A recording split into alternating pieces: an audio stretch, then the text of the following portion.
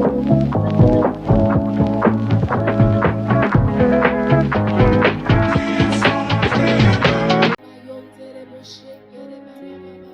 nous voulons te rendre toute la gloire et nous voulons te bénir. Tu vas t'asseoir dans la présence de Dieu. Alléluia. Alléluia. Salue le Saint-Esprit.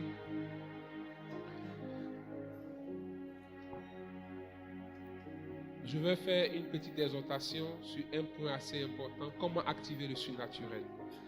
Activer le surnaturel divin. Deutéronome chapitre 28, verset 12.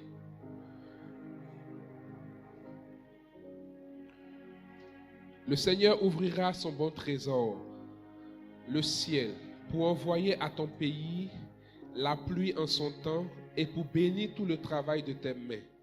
Tu prêteras à beaucoup de nations et tu n'en prêteras point. Alléluia. On va se mettre debout et on va prendre nos Bibles. On va se mettre debout et on va prendre nos Bibles et on va proclamer cette parole. Là où il y a le pays, tu mets ton nom.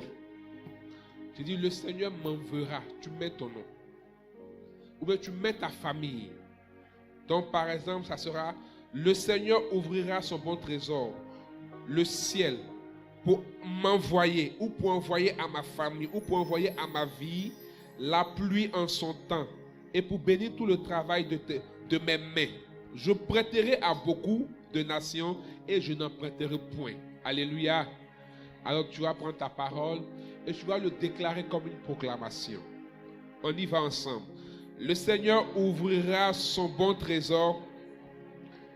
Tout le monde, on va parler à haute voix comme des proclamations.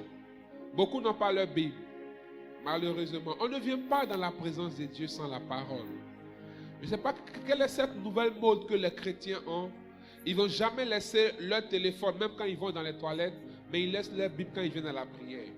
Frères et sœurs, c'est dangereux. Deutéronome chapitre 28, verset 12. Deutéronome 28, verset 12.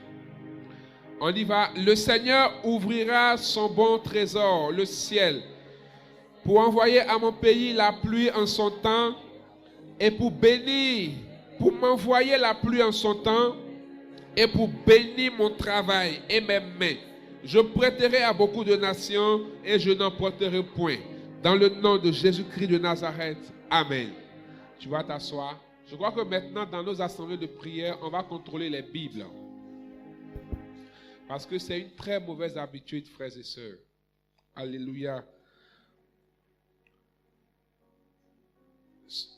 Ce sont dans Deutéronome chapitre 28, on voit les bénédictions que Dieu adresse à son peuple Israël, frères et sœurs. Et dans ces bénédictions, le Seigneur leur assure de ce qu'il va ouvrir le ciel. Frères et sœurs, le ciel, c'est la demeure des créatures angéliques, la demeure de tout ce qui est divin. Or, ce qui affecte la vie de l'homme au quotidien.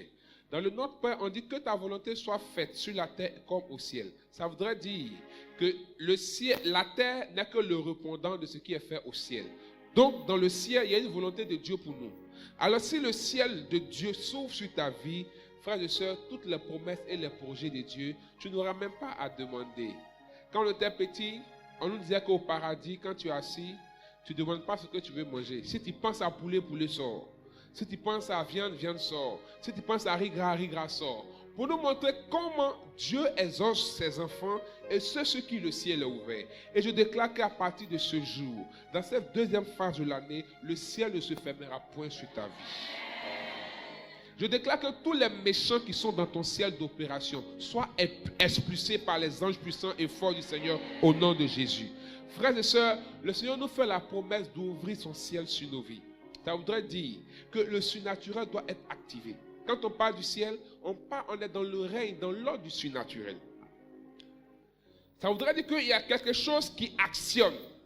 Si c'est à ce moment qu'il a été dit que le Seigneur ouvrira son ciel sur toi, ça voudrait dire qu'il y a quelque chose qui actionne.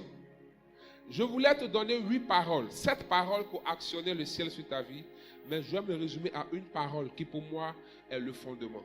Pourquoi c'est le fondement? Parce que cette personne est la porte du ciel. Alléluia. Alléluia. Luc chapitre 1, la parole que je donne ce soir. Luc chapitre 1, verset 38. Luc 1, verset 38 dit, « Je suis la servante du Seigneur, qui me soit faite selon ta parole. » Répète, « Je suis là. » Si tu es garçon, c'est le serviteur. Alléluia. « Je suis la servante du Seigneur, qui me soit faite selon ta parole. » Frères et sœurs, lorsque cette personne qui est la très sainte Vierge Marie a prononcé cette parole, la Bible dit, l'ange la quitta. Point. L'ange la quitta, point. Et ce qui s'est passé, c'est que le ciel est venu sur la terre à travers elle. Alléluia. Parce qu'en la personne de Jésus, le ciel était en mouvement. On nous dit qu'au désert, quand il a fini de jeûner, les anges sont venus pour le servir. Ça voudrait dire partout où il était, les anges étaient en mouvement. Dans le principe de la Sainte Trinité, quand le Fils est là, le Père est là, l'Esprit est là. Donc, l'action de un entraîne l'action des trois. Le mouvement de un entraîne le mouvement des trois. Or, si dans le ciel, les 24 veillards, les anges, les saints, les patriarches qui nous ont dévancés, le peuple immense qui chante l'Alléluia, c'est devant le trône de Dieu.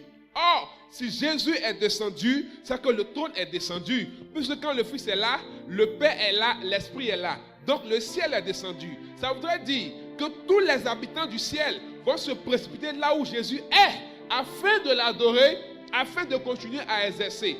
Donc, quand l'ange quitte Marie, elle devient la porte qui permet la transition entre le ciel et la terre.